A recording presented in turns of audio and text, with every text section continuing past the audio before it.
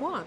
Yeah, turn one. He's done damage to the front and the rear of the car. Rear wing askew, front wing missing. Well, Alex won't worry about him being in front now then, won't he? Yeah, he's getting out of the car, so that is the end of his running halfway through the session, and it's a red flag. Interesting, that front nose came. Sorry guys, crashed.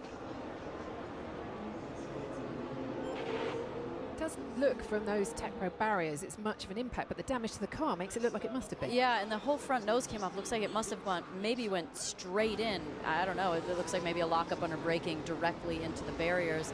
But that's just, it's just been a rough session for him. He's obviously has the stewards on him for, impeding other cars out there, and now he's crashed. And, for the weekend that they were having, running a little bit better, this is not a good situation, unfortunately. Well, he'd just come across the line to do his best lap of the session to put him second fastest, ahead of Leclerc by a tenth. He'd just come across the line, like 200 meters before the crash.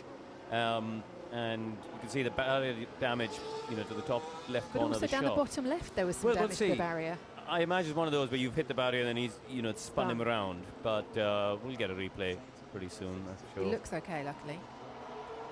Yeah, so he was obviously pushing on, isn't he? He's, as I said, for another lap? yeah, I don't know, but he's done a 24/7 is a competitive time. Here we go. He's come through the chicane, bounced over the curb. This is the end of his, as I say, what was his best lap of the session to go second fastest. And let's see as he gets down into the braking zone. Oh, did he touch the grass on the road? I wonder. Grass, or has he caught some paint? He's got some. Yeah, let's have a look there. No, it's the paint. It's just the paint, is it? Just a bit too quick in. You just too late. Put a little bit of wheel in it.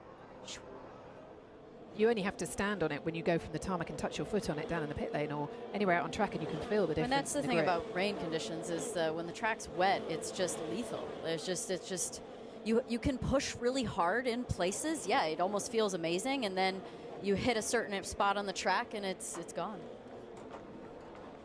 Don't need a lip reader for that one. But